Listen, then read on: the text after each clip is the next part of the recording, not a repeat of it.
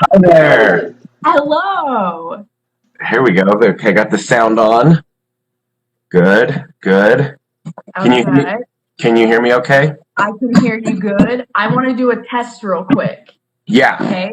So this is without headphones. Can you hear Okay. me? Yeah, I can hear you. Okay. You're a little lagged. And then this is with headphones in. Okay. Do you hear a difference at all? Um, a little bit. Yeah, the headphones in. There's a little less uh oomph to the sound with the headphones out. I could tell you're in an open room. Does that make Okay. sense? So keep headphones in. Sure. Okay. Awesome. There. Awesome. Awesome. Okay. Are you ready? Are you set? Let me get a few more twirls on the mustache. Yeah, Okay. yeah. Okay. Twist Let's that do up. this. Let's have a conversation. Okay, well, I'm gonna try. You're lagging a little bit, so I can't really see you, Oh, but I can hear you. So that's hang the on. Let important me part. switch. If I'm lagging, let me switch off.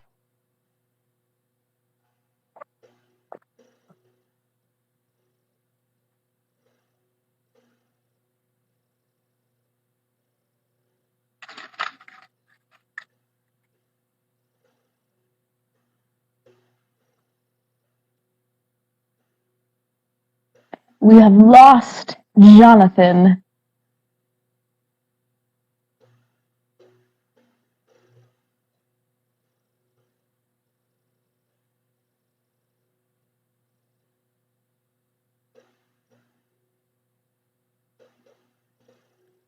Okay, I'm Okay. back. Is it Okay. better?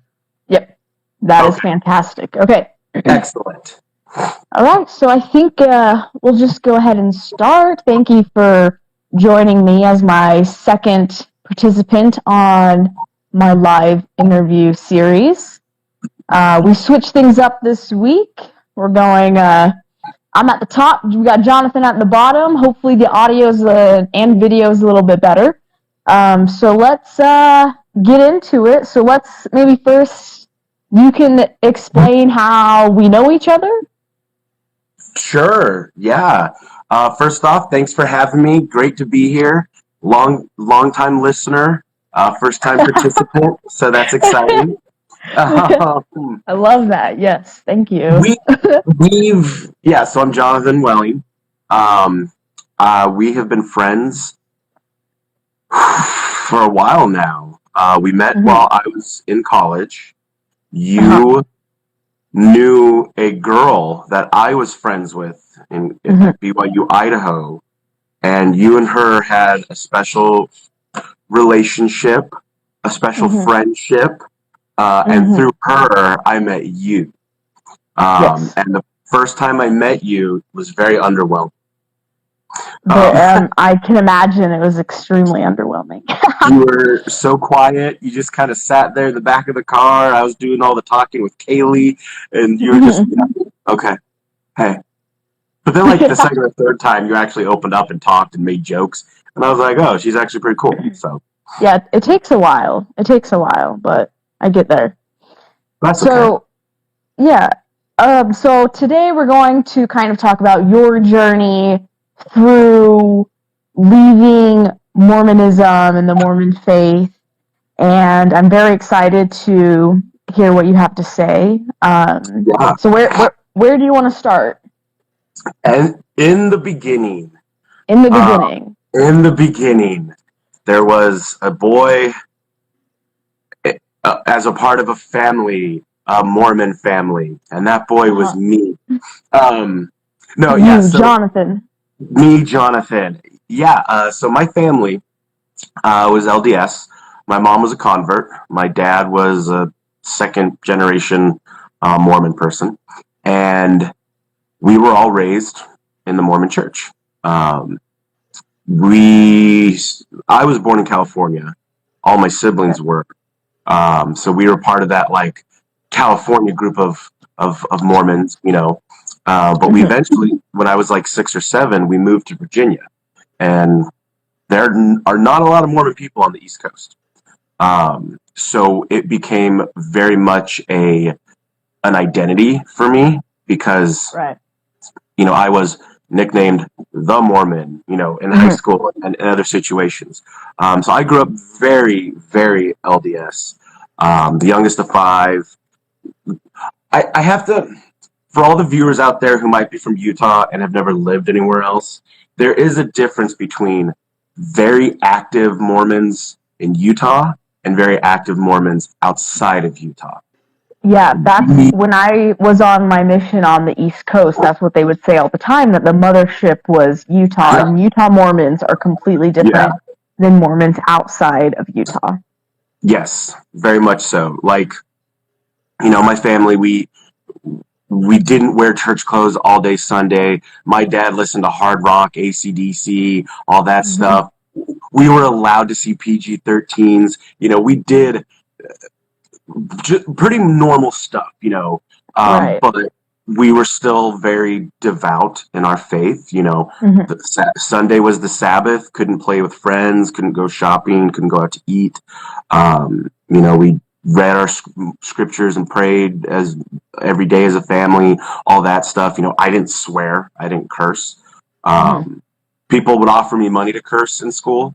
They're like $20 to say this word, Jonathan, and I wouldn't do it. You wouldn't do it? Oh. I wouldn't do it. My integrity cannot be bought. In retrospect, I should have taken the money and then, or I should have just done it. And then as soon as, the time period was over, take the money and then just swear like a sailor. Right. Yeah. Just to prove I had that self-control. Yeah. Growing up, I was happy being a Mormon. I liked it. It wasn't something that I resented. We were just typical happy Mormon family, and I didn't think anything weird about it. I didn't really question the church at all when I was growing up. I had questions, which my parents could never answer because they were like really like out there. Okay, so like if Mormons get to have their own planet, can I change the way the atonement has to happen? Like I would think about that, and my parents, they would just be like, that doesn't matter to anything. Why do you care about that? So like that was the level of questioning that I did growing up. Like just. Wait, do you think that like Africa has its own Book of Mormon too? All those types of things. But there was never a doubt of the faith itself. Okay. There was even a part where I was like super obnoxious about it in high school. It was like sophomore year, and we had early morning seminary, so I was up at 5:30 a.m. and we had seminary before school, and I was like, it was the Doctrine and Covenants, and I was super into the early church history and the sacrifices and the dedication. And I remember I had a friend who's like, Meemaw had just passed away, and she was like, well, I know she's up in heaven right now. And I'm like, well, only if she accepts the gospel in the spirit prison. She's in the spirit prison right now. Like I was so committed, and that was the full belief. Like this is what's happening. So and that continued into early adulthood. I was, my future plans when I was in high school, I didn't think about college or career. I was like, I'm going on my Mormon mission. I'll figure it out after that. That was my plan. Yeah. So where did you serve your Mormon mission? Mesa, Arizona. Mesa, Arizona? Yep. Got to go down there in the heat of the desert down south. Spent some time on a couple different Native American reservations, which was super awesome. I loved it. But yeah, I paid my own way. I saved up money when I was 17 and 18 so I could pay for my own mission. Went on the mission, came home, and did what all good Mormon people are supposed to do after their missions: find their final companion, that final transfer to their last companion. Their final transfer. Yeah. How did that turn out for you? How did your final transfer turn out? I met this cute little Mormon gal who was back in the town in Virginia from college. She had blue hair at the time, and it was shaved really short. And we had a whirlwind romance for Mormon standards, we had a long engagement, almost a year. That is very long. That is very long. I actually didn't know that. That is very long. Yeah. Like, well, okay. I think like from start of meeting to marriage, it was a little over a year. So we got engaged very fast, but then we had to wait, and but yeah, I got married in the Washington D.C. temple, like all my siblings. Still super devout, happy, didn't question anything. We went to we were trying to figure out what to do with our lives, kind of just working random jobs, and we decided, well, we should probably go to college. So we eventually left Virginia and went to BYU Idaho. And again, still super I'm in my mid-20s now.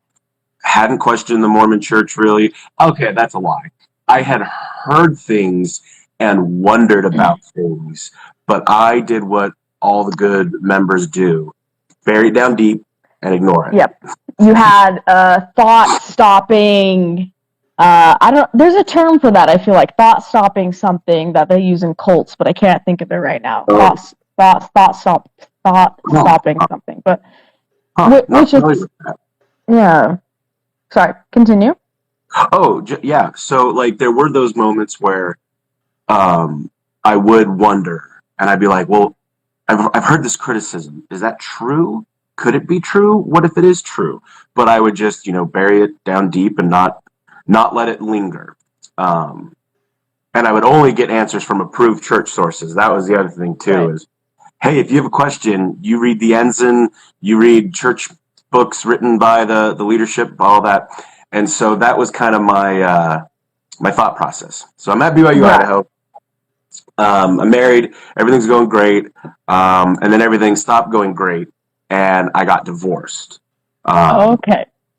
Which was like unheard of on my side of the family. I was the last person to get divorced was my Oma. We made a whole generation where every single person stayed together. They were happy. We didn't have a temple divorce because I don't know how that would have worked. We just got divorced civilly. And it's funny because at this point, when I talk to friends and people about my life, they're like, oh, is that what started you to question your faith? And I'm like, that's the assumption. It's a very good assumption. And I'm like, no, actually, my divorce made me double down and Mormon even harder. Yeah, which is it's kind of a strange thing, like the judgment that people put on you, and then you have to like perceive that judgment of like, well, this is why this happened, but in reality, that's not why it happened. Right. Absolutely. And I felt that firsthand when I finished my degree at BYU Idaho. And so I started as a married student and then had to switch to single student, which was not fun because now I had a curfew of midnight and girls weren't allowed past the kitchen line. And I'm just like, I used to have sex. I should be allowed to do what I want. I would just rant about that to my roommates when they're like, hey, make sure you're home by midnight. I'm like, I'll be home by midnight. And then I'm leaving a minute later to go back out. Because the rules don't say you have to stay home. You just have to be home by midnight. You can leave to start your day anytime you want. There's always a loophole. Always a loophole. And Mormons are good at finding those, I feel like. They are. Yeah, absolutely. When you have such a strict set of rules and upbringing, you find the very specific ways you can get around certain things to still maintain your honesty and your virtue. Yeah. So yeah, I doubled down, became even more Mormon. But to speak to what you were talking about, the kind of judgment and the assumptions people make. As I was finishing my degree, you have to take religious classes at the BYUs, and I was in my religion class, and we're talking about something, and we're talking about divorces and all that, and so I asked a question about that, and I was like, so, professor or brother so-and-so, I'm divorced and I'm curious about this situation. The speed with which so many students' heads turned to stare at me, because I was sitting in the back row, and it's all these young 18-year-old girls from Preston, Idaho, who've never left Idaho, and they turn to look, and there's some guy like, so I'm actually divorced. and I could see the judgment on their faces. I could see the questioning, like, why is he divorced? Porn. He's addicted to porn. Yes, is that like the instant every single time? Why'd you get divorced? Because he looks at porn. Like That's the assumption. it I is, even yeah. I got along really well with my first batch of FHE sisters. Family home evening, for those who aren't familiar, they at the BYU Idaho, they pair you, a group of single men, up with a group of single women to do weekly activities with. And I actually had a really cool group. And I did have a conversation with one of them. I was open about, yeah, I'm divorced, blah, blah, blah. This is what happened. She cheated on me, did her own thing, but we're not here to talk about that. And one of the girls was like, you know what? I'm really glad I met you and talked to you, because I assumed anytime a Mormon guy gets divorced, it's his fault. He must have abused his wife or been a bad husband or something. And I was like, no, it turns out men can be, the victims too sometimes. Which is a very interesting thing, because I think that is such a negative thing in Mormonism, that men have such the responsibility, I guess you could say, with holding the priesthood. So they're held so much higher than the women are, almost, and if anything goes wrong, it's going to be your fault. Like, Right. sorry, Yeah, but it's your fault. yeah. And I experienced that a lot talking to people. Like, you can just tell there was an assumption. And then once I would tell them, they would always be like really shocked, like, oh, I'm so sorry, that's horrible. I'm like, yeah, it is. But say la vie. So I'm back at BYU Idaho. I'm single, ready to mingle. I'm studying financial economics, and I'm still happy with the gospel, And then I got into a business class, and this is where everything changed. People always are like, what was the catalyst? What was the thing? Was it your divorce? Did you read some anti-material? And I was like, no, it was finance. Which is an interesting thing, because I feel like that's another assumption that people are like, oh, what anti-Mormon thing did you get into? Because when you look at cults, I mean, it's tell me you're in a cult without telling me you're in a cult is information control. Are they going to tell you to not read certain things? Like, that's 101 to know if you're in a cult or not, I think. Right. No, I think you're spot on. And like I mentioned before, up until this point, it was always the church approved resources that I would go to, And when I would have questions, well, let's see what the prophet has said in the past. And sometimes the answer would be, don't worry about it. And I'm like, well, I am worried about it. Could you give me a bit better of an answer? Yeah. Clearly, this is worrisome to enough people. If a journalist asked you it, throw me a bone here. So with that in mind, it was in one of my financial economic classes that got me to actually go down the path of, maybe this isn't true. Maybe I don't believe this anymore, which really caught me off guard. But it specifically was about businesses and corporations, and how they can shelter their money, and the way their financials are done to hide how much they have, and the corporate structure of, you have one company at the I was expecting my hand to appear on your side of the screen. I was like, wait a second. I'm gonna go.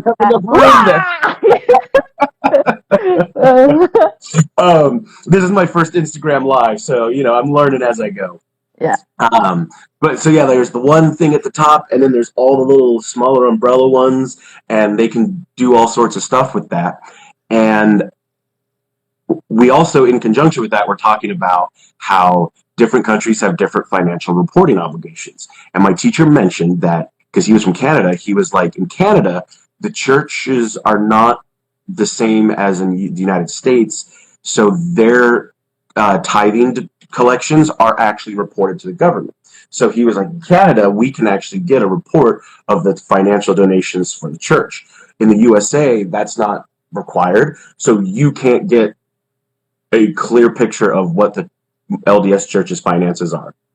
And that's what initially bothered me That's the thing that finally got the ball rolling. Was I was like, hold up, I'm a full tithe payer. I have been since I started. Full tithe being 10% of my gross income, because I had more faith than others. I paid on the gross, not the net. Okay. I paid pre-taxes.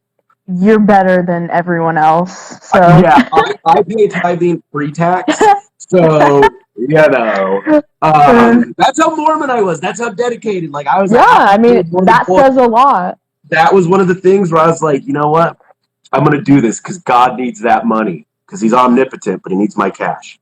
Yeah, he needs to build a church or build a mall in Utah, so he needs your money to do that.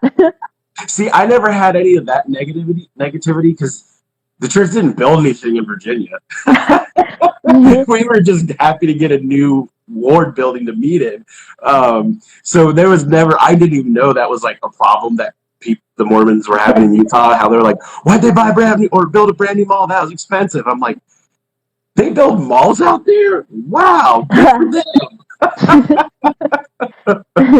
So, but yeah, so it was the finances that made me question, because I then looked at the financial structure or the business structure of how the LDS church operates, and I realized it's done the same way as regular businesses, that most people understand businesses do that to do less than ethical practices. They can funnel money around so it's harder to track. They can, like, for example, all the donations from Canada that the church collects, it gets donated to, or it gets donated to BYU Provo in a lump sum, and then it just disappears into the financials of the church. They don't have to track it anymore and give a public record like they would in Canada.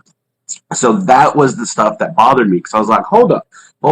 If this is truly the one true church of Jesus Christ and God, shouldn't that be open and available and public? And shouldn't they be like, we have the best, most honest accountants that we want to be audited by every group? Like, that was my understanding, because I approach life as a generally honest person.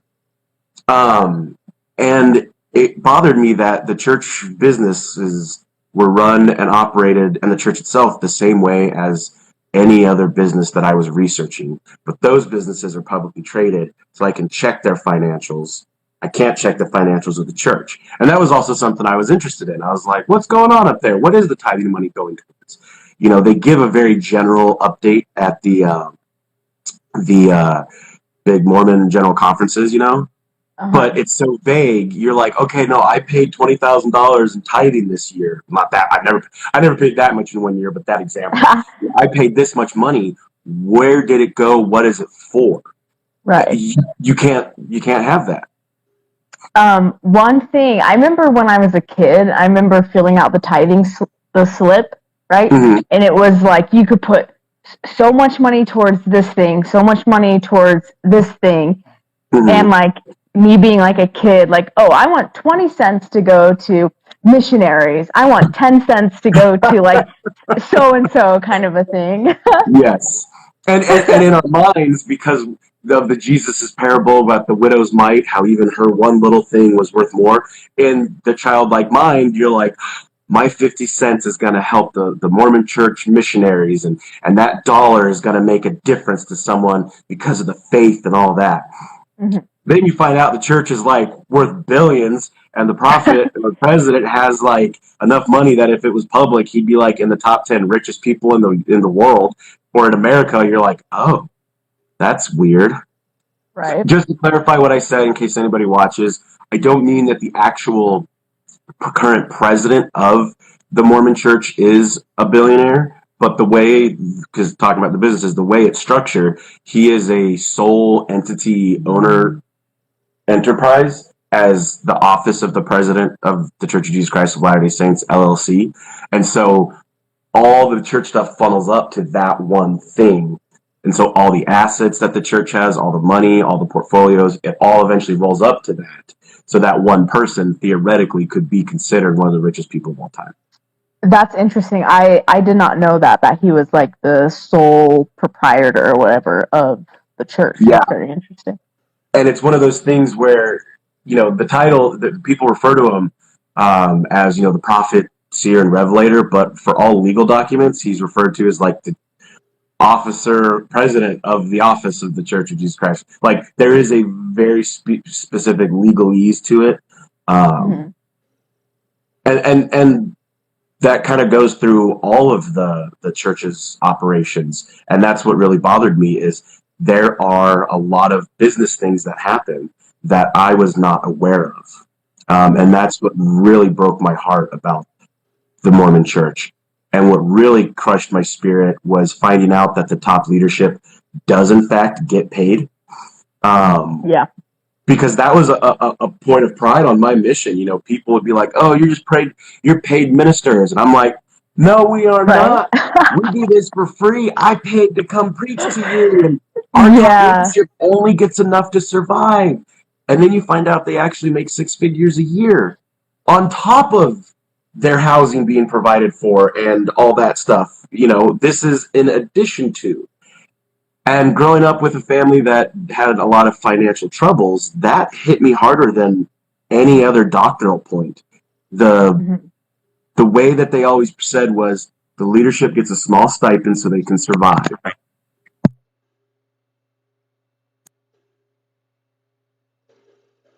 I'm losing you. Are you back? Okay. What was the last thing you heard me Um, say? it's interesting. Why? I mean, I'm thinking that they tell people that so they think that the ministry is all free and everything, but I Yeah. don't think that's something I learned until I was older that they actually do get paid. They have these different stipends and they can do these different things, and then it's like, well, all these poor people are giving you 10% of their money, and what are you doing with it? Yeah. You are, you know, living in nice places and going on trips around the world. Well, We could, buying really tacky black suits from the mm, 50s. At least put a little color in it. Come on. yeah, if Um, you have that much money, come on, let's look good. yeah.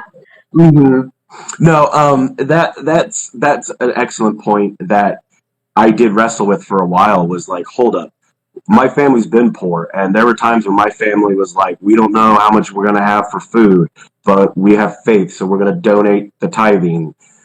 Meanwhile, the Mormon Church has a portfolio in the hundreds of billions in assets, owns stock in Victoria's Secret, and other companies that they preach, is sinful, and they've got this $1 billion portfolio because it's preparing. They're using it to prepare the world for the return of Jesus. And I'm like, what money is used for? Buying things. Maybe you should spend the money to prepare. Because I don't think Jesus needs a couple $1 billion when he takes over. Yeah, that honestly makes me furious. It makes me so mad to think of all of the money that people are freely giving to this organization, thinking that they're going to get blessings in return. When, in reality, sure, it's good to give, but at the same Yeah, time, it's like, what are you giving to? What is this money right. actually going to? The mall in Utah. Yeah, the mall. That's what we got, a mall. So You got a mall, yeah. That's how you build a kingdom. One brick building at a time. a really good Yeah, no, mall. it wasn't until after I officially left the Mormon church that a lot of the anger came through. Mm, But initially for me, it was a lot of sadness. It was a mm, lot of hurt because I was committed. I was in it. This was my belief. I was fully devout. Was right. And then so to start to find out this stuff, it hurt. It made me sad. I was like, did they mislead me? Did they intentionally lie? Was this a new development? Why would they say this and then operate a different way?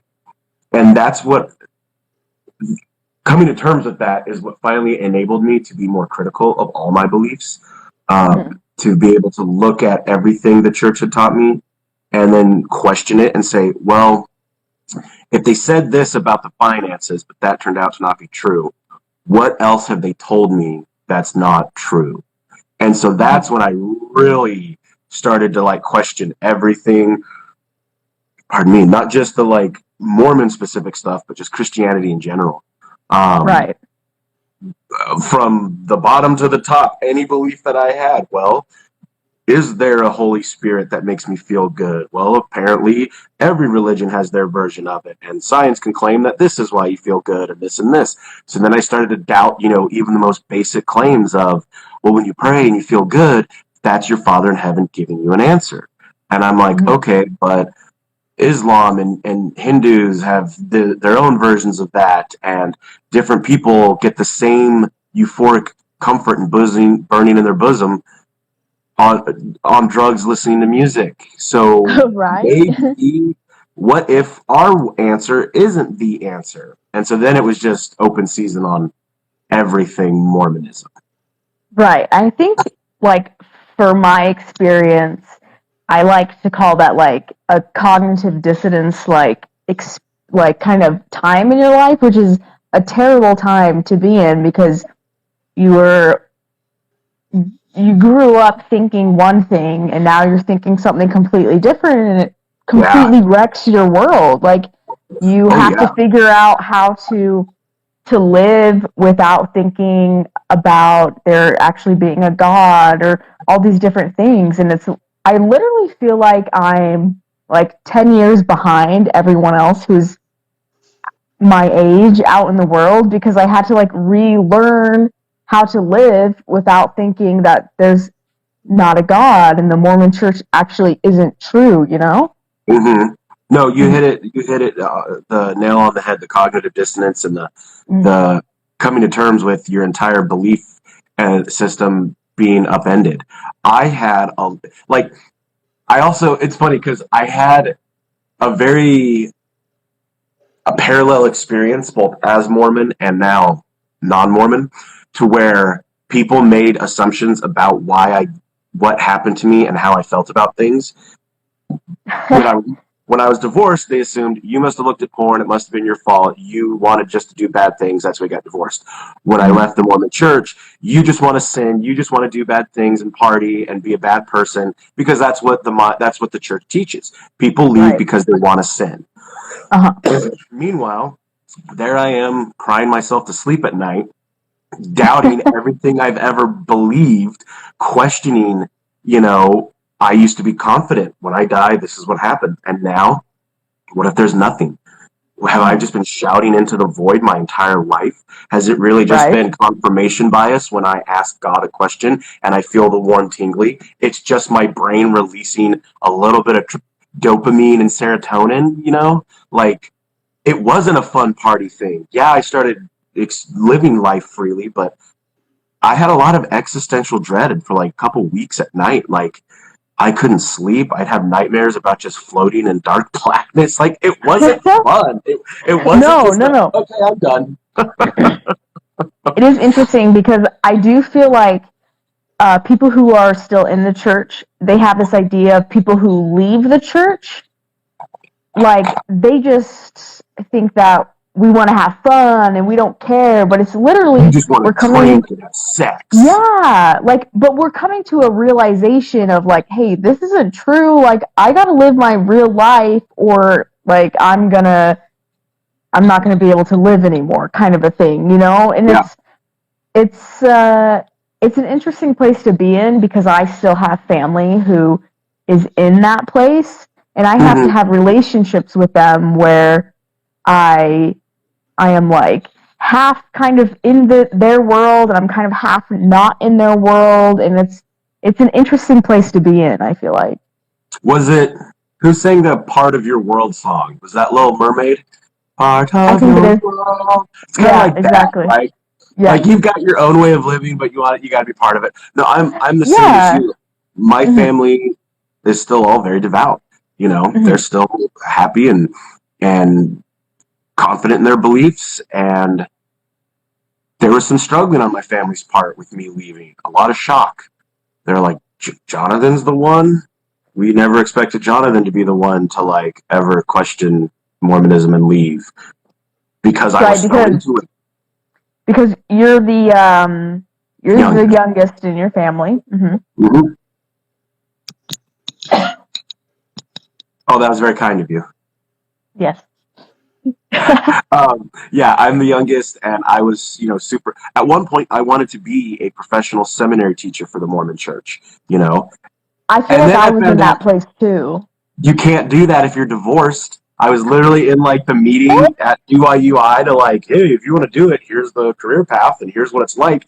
And they were like, and someone asked like, are there any restrictions? And it was like, you can't have ever been divorced. You can't have ever done certain things. I'm like, God But doesn't dang want me it, to, like, what? So like, you're not good enough.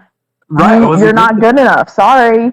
There's a very strong message of that in a lot of aspects of Mormonism. That here's a nice thing though about leaving the church to kind of counter the existential dread. I realized a lot of what the church said was wrong, and that's a good thing when it comes to the statements they would make about non-believers.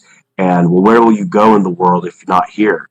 Well, I've met. Starbucks. I will go to Starbucks. I will have Yeah. brunch with my friends on a Sunday and talk and laugh.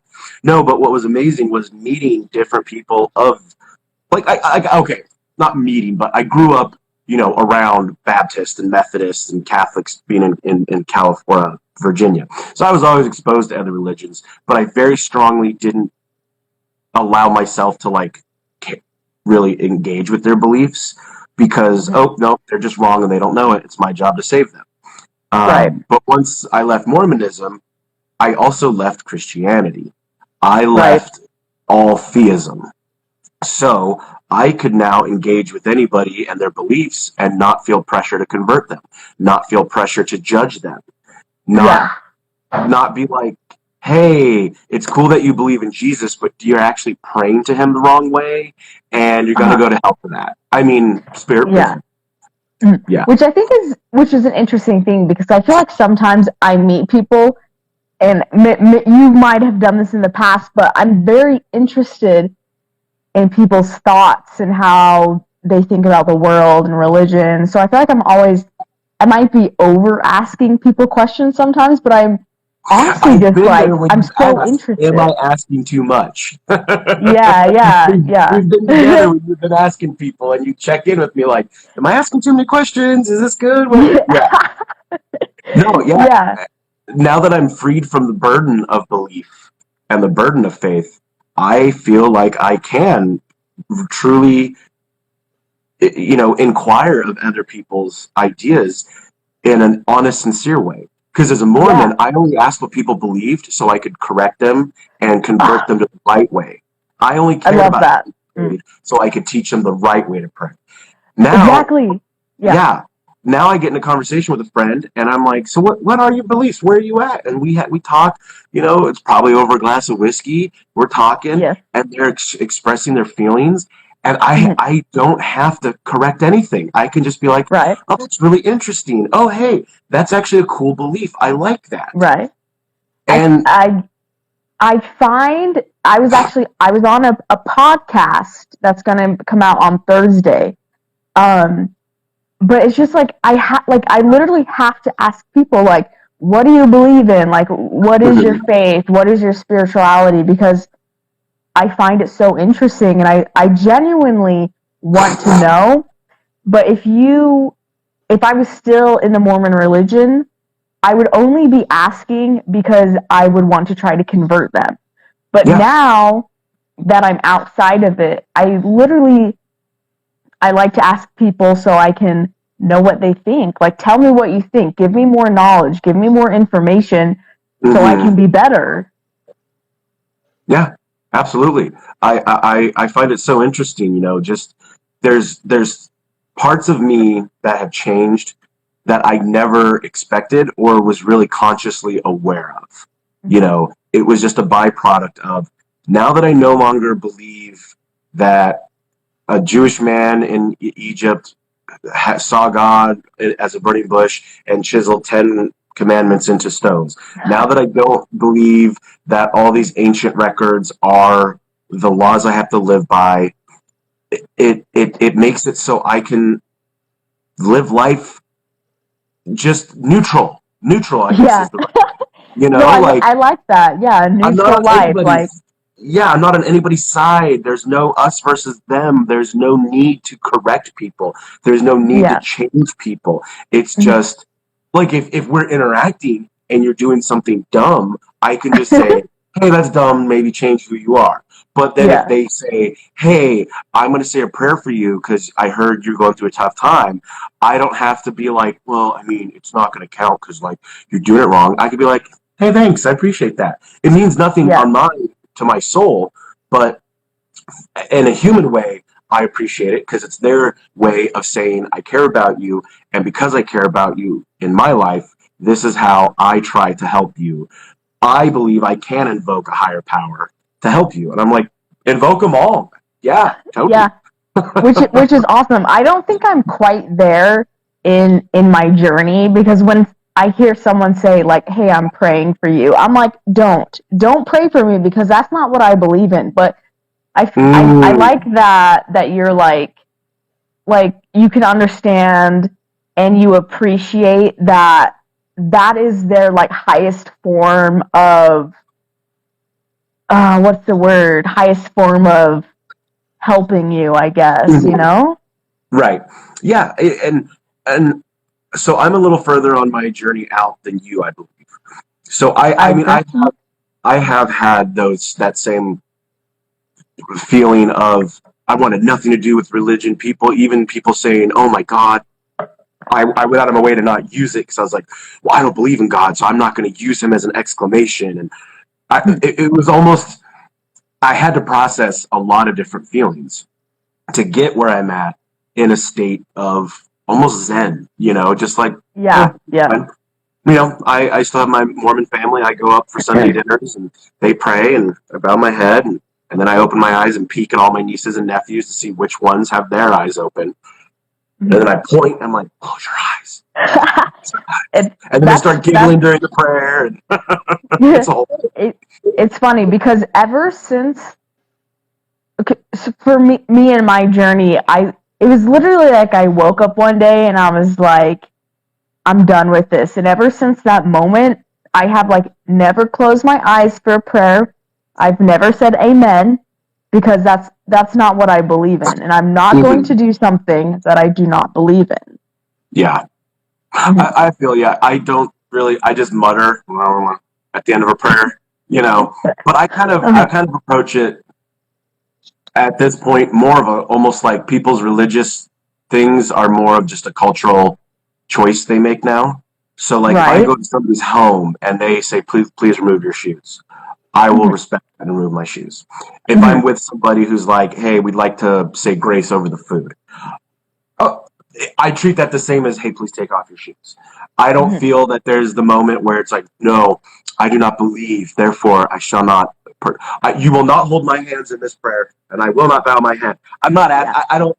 That's just to me. That's just doing the same thing I did as a Mormon in the opposite. You Mhm. know, because I don't believe the same as you, I refuse to partake in your Mhm. entire belief system, Mhm. and I don't want to be that anymore. Yeah, which I really like that, because I think that's at you're at a state where you, I mean, I want to say the word respect. You respect these Yeah. people regardless of what they believe in, which I think is a beautiful thing.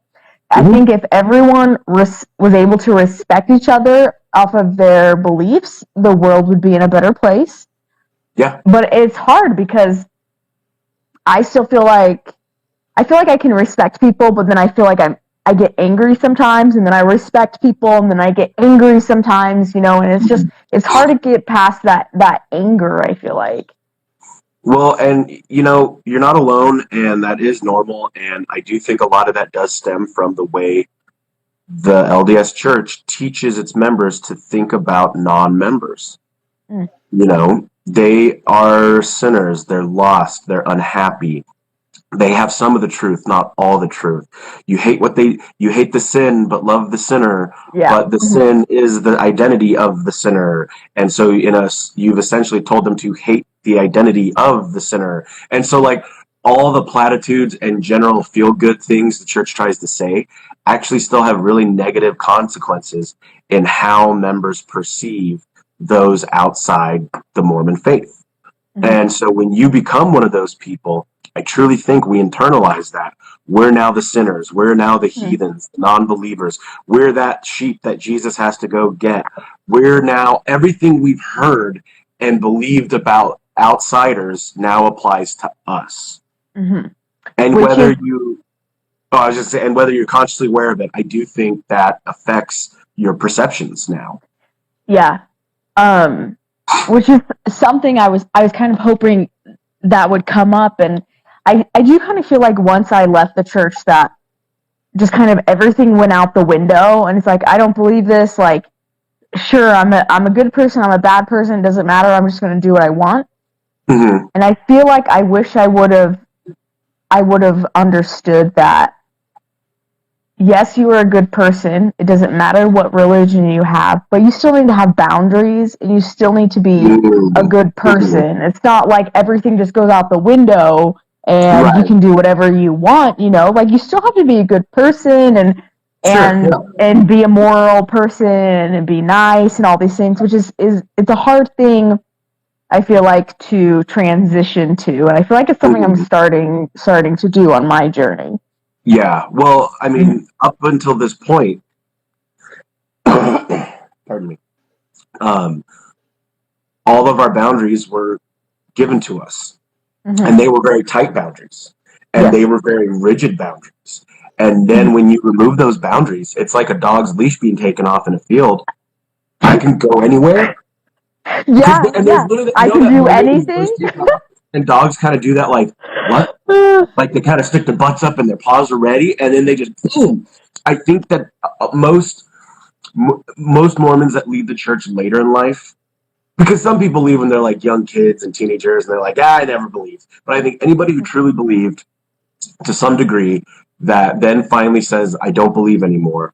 I do think there is an adjustment period where they have to refine that boundary. They have to, Mhm. okay, I've got this free range, but I need to set up some fences. And there's Yeah. a common, question that Christian believers and others use against atheists is, well, where do your morals come from if not from God and religion? Well, Hmm. clearly, we still want to be, like you said, you want to be a good person. You have to find that. Yeah. The morals come from me, There could be some argument of nature versus nurture. I was raised by parents who were Mormon, so they instilled that righteous sense in me. Okay. Now that I've left that, though, there's certain things that I do that they would never do. And to the, drinking, not keeping the Sabbath, or drinking alcohol, not keeping the Sabbath day holy, not paying tithing, no praying, don't, there's certain things that I do in life that to them would be very immoral and wrong. Hmm. But to me, because I don't have that same rigid structure, those are no longer seen as immoral things.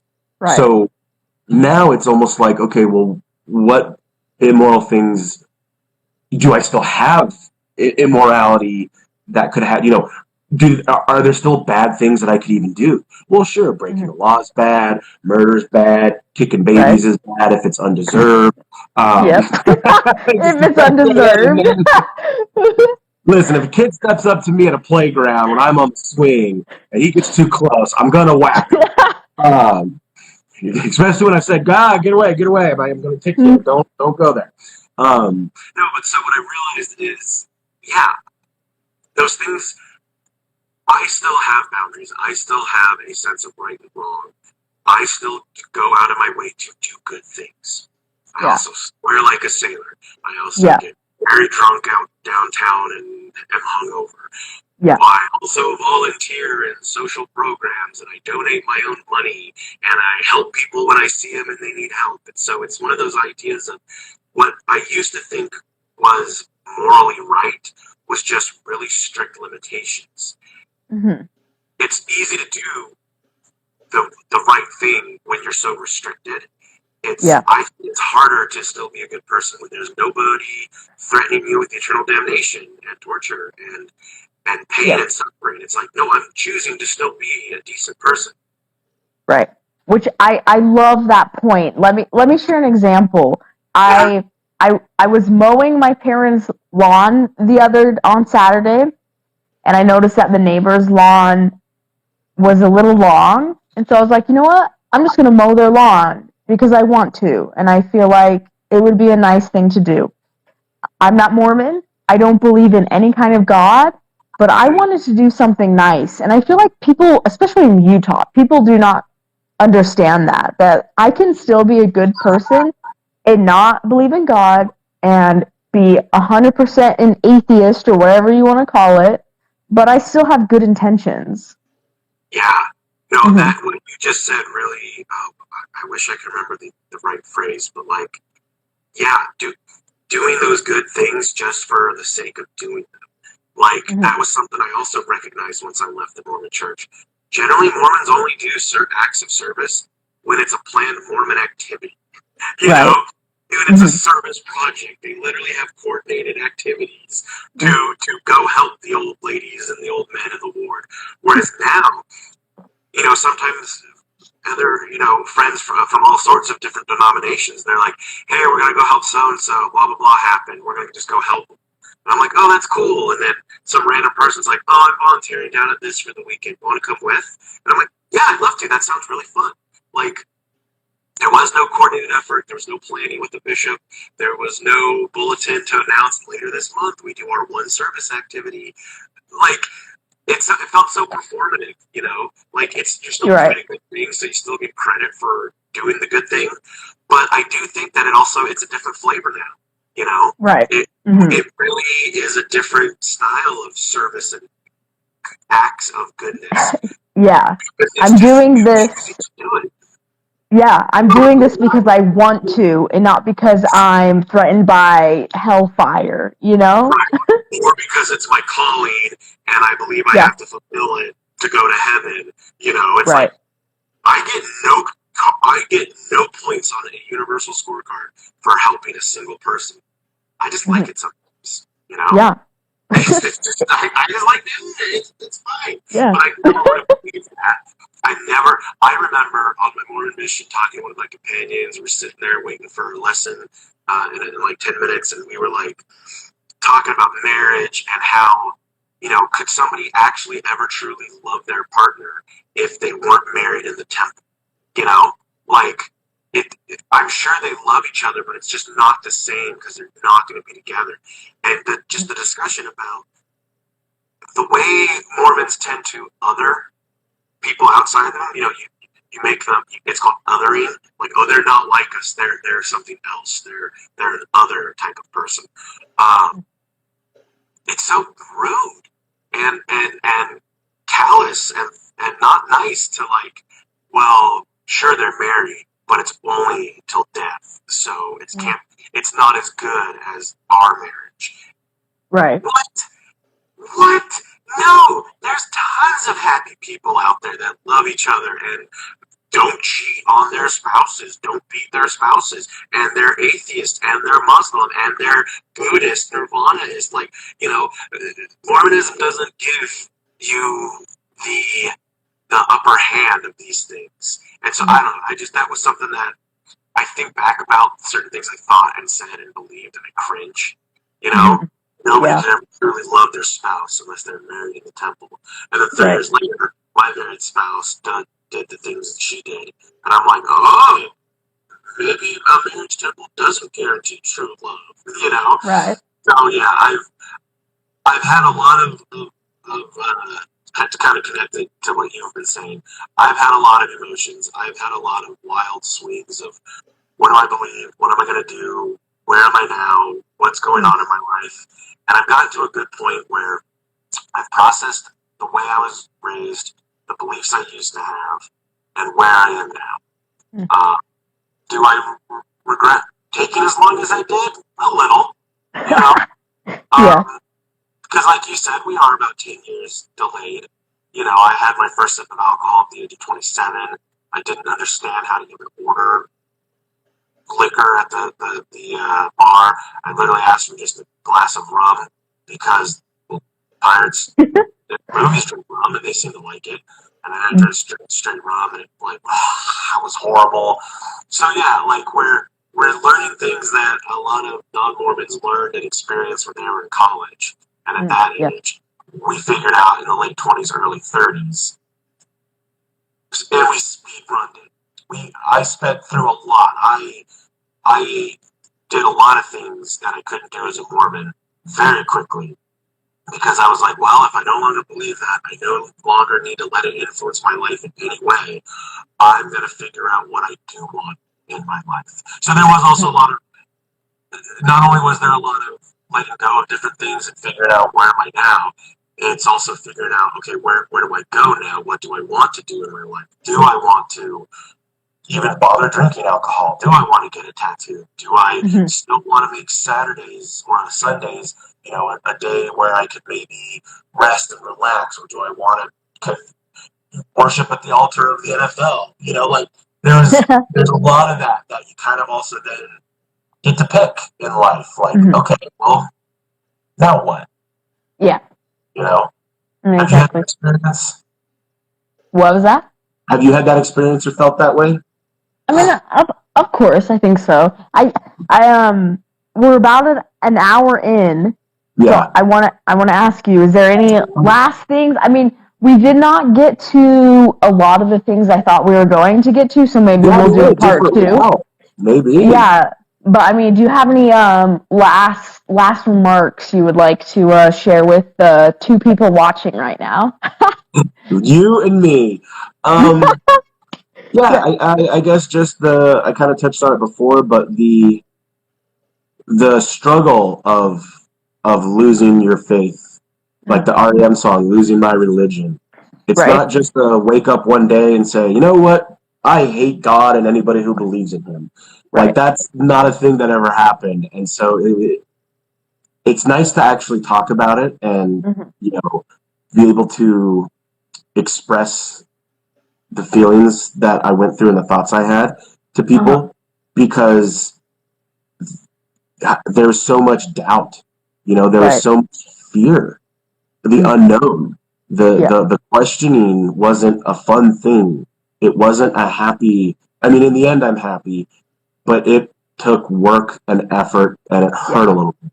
And I do feel like I lost some stuff that I can never get back. Some emotional and mental aspects of my life. I can never close my eyes and imagine the comfort of a heavenly being, For quick funny story, when I was Mormon, anytime I was horribly sick and on the toilet with like a bad stomach, and what's so funny? Hold on 1 second. Okay. Well, to anybody who is watching still, we'd like to thank this week's sponsor, Stay Fresh Maxi Pads. If you look like the elevator from The Shining, Stay Fresh Maxi Pads are your best friend. You can also use promo code GabbyMeister10 to get $10 off your next Pizza Hut purchase of any item, as long as the item has pepperonis in it or on it. That's GabbyMeister10. Just trying to fill the dead air here. This is weird. I mean, I guess we could just end it. Then Gabby, oh, there she is. Okay, she's back. Is everything okay? I just had to pee so bad. Oh my goodness! I was like, I'm gonna hold it till the end. We're almost done, but okay, Gabby. Probably no one's gonna watch till the end anyway, so it's okay. Right, but that's okay. I did a couple commercials. Thanked our sponsors, different things like that. Oh, awesome! Thank you for doing that. I filled the dead air. But one final story then that fits in perfectly with that is when I was younger and Mormon, even as a young adult, if I had like a horrible stomach cramp pain, I was sick, food poisoning, I'd be on the toilet making horrible noises, praying to God, oh, I'm never going to sin again. Oh, just take this pain away. It hurts so much. I feel like I'm going to die. Yeah. And I still distinctly remember the first time I got like a stomach bug post-Mormonism. 3 a.m., same situation. I'm naked because it's one of those ones where you got to just get naked and just, oh, I'm so sick. And I've never had one of those. Oh, we'll talk about that later. You're so sick, you got to just take your clothes off. um, but I'm sitting there, and I still my default reaction was pray to God, ask for forgiveness, ask to take it away. But I remember being keeled over in pain and kind of being like, but wait, that's not a thing I do anymore because it's not real to me. Mm-hmm. Okay, Jonathan. And I logicked my way through it, essentially. I was like, okay, you've got germs inside of you that your body's rejecting, your white blood cells are doing it, but the pain is blah, blah, blah. You know it'll pass because it's always past. Take deep breaths, calm yourself, and Yep. you're alone right now. You're the one that has to get through this. There is no deity that's going to take the pain away, you know. And that was something that it was a weird whoa moment as I make it to the toilet with food poisoning. You know, just this is me. It's just me, and I'm just going to have to go through this right now. So I think that's a good spot to end a discussion on me about being on the toilet. Yeah, I that is perfect. I do want to do maybe a part 2. I mean, we literally like just got to the surface of what I thought we were going to talk about. So I know, yeah. I mean, but it's good. I enjoyed where this went. So for anyone watching live or watching on the replay, if you have something you want to talk about regarding Mormonism, like reach out to me. I want to get a lot of different people talking about things. I think it would be good for a lot of people to be able to just talk about things. But definitely. Thank you for joining me tonight. I had a good time. Thanks for having me. I did too. Of course. Okay. So goodbye to everyone. Reach out to me if you want to be on my podcast or whatever this is. But I was me saying bye-bye. Bye-bye, Jonathan. Thank you again. It was fantastic, and I will talk to you later. Okay, bye.